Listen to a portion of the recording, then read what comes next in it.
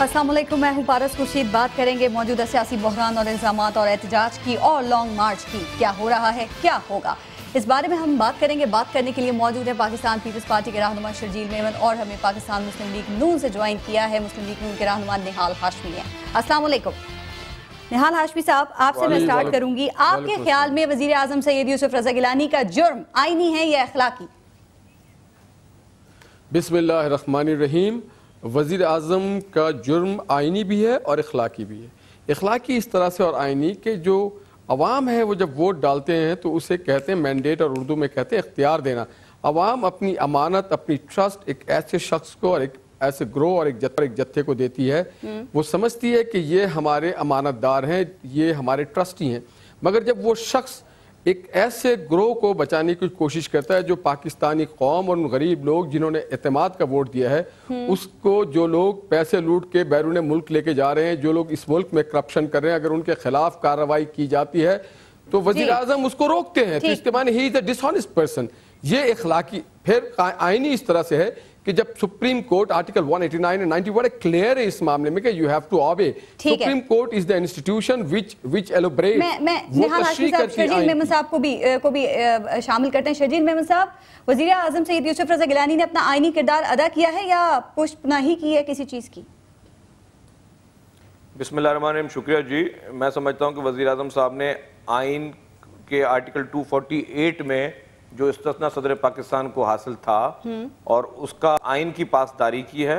और जो इस तरह की बातें की जा रही हैं निहाल हाशमी साहब की तरफ से या इनके कायद की तरफ से, तो इससे फ़र्क कोई नहीं पड़ेगा। क्योंकि अगर इनको आज मैं मियां नवाज शरीफ साहब की तकरीर बड़े गौर से देख रहा था जो वो प्रेस कॉन्फ्रेंस कर रहे थे, जो इनको इतना शौक था कि किसी तरीके से ये कोई लॉन्ग मार्च करते तो ये परवेज़ मुशर्रफ के खिलाफ करते। जब इनकी हुकूमत ख़त्म की गई थी उस वक्त मुआहदे कर कर माफ़ी मांग कर मुल्क से जाते नहीं।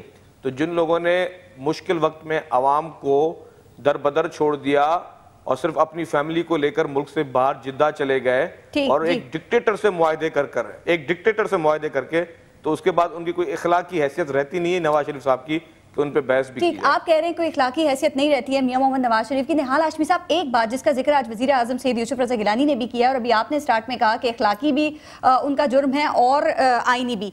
मियां मोहम्मद नवाज शरीफ, चौधरी निसार, बल्कि पूरी अगर हम PMLN की बात करें, आप सब मिलकर दबाव डाल रहे हैं वज़ीर आज़म पे कि आप मुस्ताफ़ी हो जाएं और आप इस्तीफ़ा दें। वज़ीर आज़म साहब कह रहे हैं क्यों, कौन सा इखलाक, मैंने तो कोई इखलाकी जुर्म ही नहीं किया, मैंने तो कुछ ऐसा नहीं किया। तो अगर आप लोग उन पे प्रेशर डाल रहे हैं तो पहले उन्हें बता तो दें कि उन्होंने किया क्या है, बाद में डिमांड करें। अव्वल तो कोई आदमी जब सजा याफ्ता होता है तो उसके बाद वो कोई सरकारी ऑफिस होल्ड नहीं कर सकता है। इखलाकी तौर पे, आइनी तौर पे इनको जाके पढ़ना चाहिए। वो अब वजीर आजम नहीं रहे हैं, ये अब कब्जा ग्रुप के लोग हैं। ये कब्जा किया हुआ है पाकिस्तान के अवानों में, पाकिस्तान के इख्तियारों में। और जो शर्जील मेरे भाई ने कहा, तो क्या उनको याद है कि वजीर आजम मोहतरमा बेनजीर भुट्टो 1999 में पाकिस्तानी लोगों को छोड़ के जा चुकी थी और 2007 में आई थी। और इसी तरह आसिफ अली जरदारी साहब 2004 में पाकिस्तानी छोड़ करके नहीं गई थी। और नवाज शरीफ साहब ने कोई एनआरओ नहीं किया। एनआरओ के माने नेशनल रिकंसिलिएशन ऑर्डिनेंस, जिसका गैजेट नोटिफिकेशन और ऑर्डिनेंस नाफिज हुआ था। इस तरह से इल्जामबाजी अच्छी। और तहरीक तो पाकिस्तान के अवाम इनके खिलाफ चला रही है। क्या इनके खिलाफ तहरीक नहीं चलनी चाहिए? बिजली सस्ती है क्या?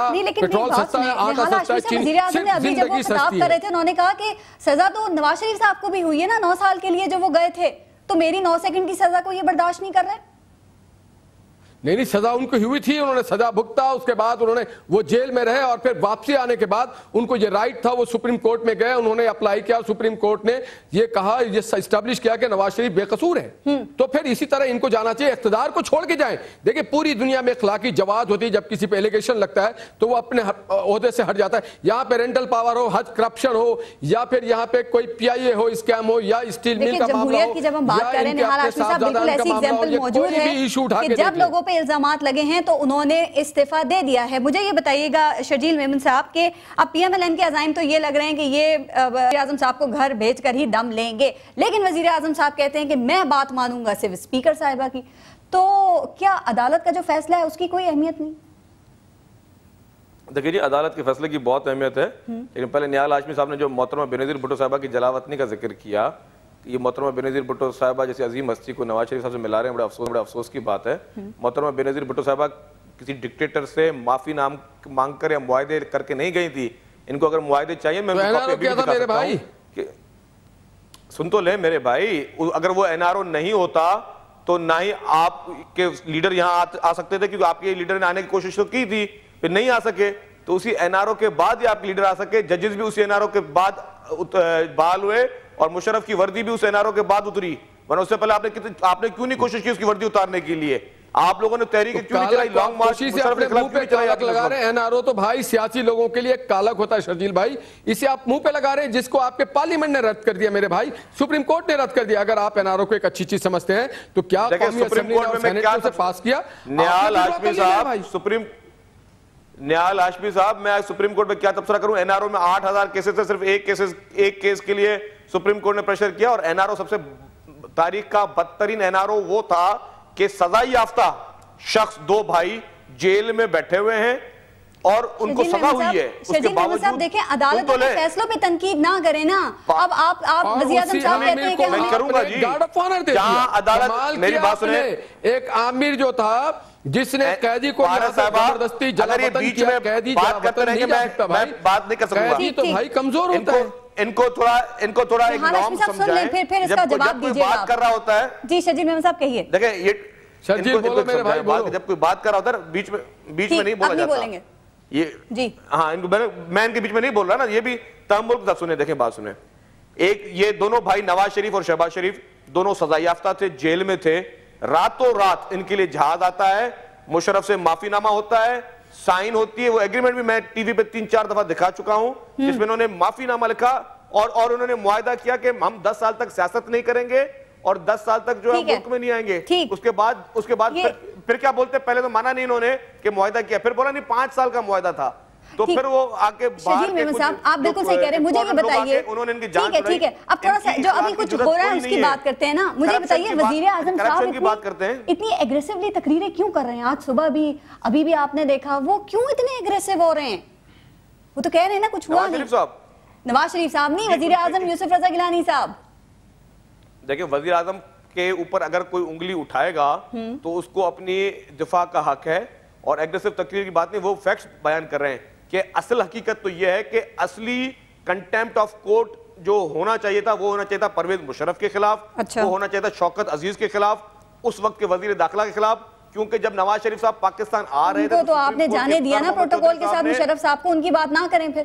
گارڈ آف آنر, آپ کہیں گے عہدے کو پارا صاحبہ guard of honour Pervez Musharraf کو نہیں دیا گیا, اس کی پوسٹ کو دیا گیا. اچھا آپ کو پتا ہے نواز شریف صاحب جب سندھ میں آتے ہیں ہم ان کو چیف منسٹر کا پروٹوکول دیتے ہیں. نواز شریف صاحب جب بھی سندھ میں آتے ہیں ہم ان کو چیف منسٹر کا پروٹوکول دیتے ہیں کیونکہ وہ ایک ایکس پرائم منسٹر ہے. نواز شریف صاحب ایکس پرائم منسٹر جب سندھ میں آتے ہیں. مشرف صاحب کے خلاف ریڈ وارنٹ ایشو ہو رہے ہیں, ریڈ وارنٹ آپ ایشو کروا رہے ہیں مشرف صاحب کے خلاف. پھر جی مشرف صاحب کے خلاف ریڈ وارنٹ ایشو کروا رہے ہیں آپ. پھر دیکھیں وہ اس کا جواب تو وزیر داخلہ دیں گے رحمان ملک صاحب. میں آپ کو بات کہہ رہا ہوں کہ انہی چیف جسٹس کے دور میں کنٹیمپٹ کیا پرویز مشرف نے, شوکت عزیز نے. ان پہ چیف جسٹس صاحب نے کنٹیمپٹ کا نوٹس کیوں نہیں لیا؟ صرف پیپلز پارٹی کے خلاف سزائیں کیوں ہوتی ہے؟ عدلیہ پہ حملے کس نے کیے؟ آج نواز شریف صاحب عدلیہ کے بہت بڑے ٹھیکیدار بن رہے تھے, ان سے پوچھیں کورٹوں پہ حملے کس نے کیے؟ کیا جواب ہے ان کے پاس؟ اگر ان کے خلاف فیصلے آتے ہیں تو یہ تو کورٹوں پہ حملے کرتے ہیں, ہمارے خلاف فیصلے آتے ہیں ہم تو پیپلز پارٹی کو ہر وقت شکایت کیوں رہتی ہے کہ عدلیہ ان کے خلاف ہے, چاہے وہ بی بی کا معاملہ ہو, چاہے وہ ذوالفقار علی بھٹو کا معاملہ ہو. پیپلز پارٹی کے ساتھ جوڈیشری کا تجربہ جو ہے اس ملک میں رہا ہے. شہید ذوالفقار علی بھٹو کو پھانسی دی گئی ہے, ہم کیا بولیں کہ ان کو صحیح پھانسی دی گئی ہے, کورٹ کے حکم کو ہم آنکھوں میں مانتے ہیں. آج بھی عوام جو ہے جن لوگوں نے ذوالفقار علی بھٹو کو شہید کو جو پھانسی دی ان کے اوپر لعنتیں بھیجتے ہیں, ان لوگوں کے اوپر لعنتیں بھیجتے ہیں روز کے روز. مزار پہ روز لوگ بولتے ہیں کہ شہید ذوالفقار علی بھٹو کے قاتلوں پر لعنت, تو ان ججز کو کون آنکھوں میں بٹھائے گا؟ ٹھیک ہے شرجیل محمد صاحب تھوڑا سا آگے چلتے ہیں. آپ کیا کہتے ہیں ہم ان فیصلوں کو مانے بیٹھ کر؟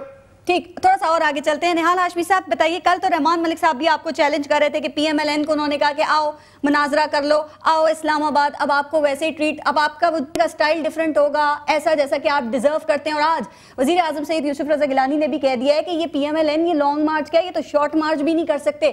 تو وزیر اعظم نے اتنے اعتماد سے یہ بات کیسے کہہ دی کہ آپ لانگ کیا شارٹ مارچ نہیں کر سکتے؟ پی ایم ایل این ایک بڑی پارٹی ہے, آپ کی تو پوری کریڈیبلٹی کو چیلنج کر دیا انہوں نے.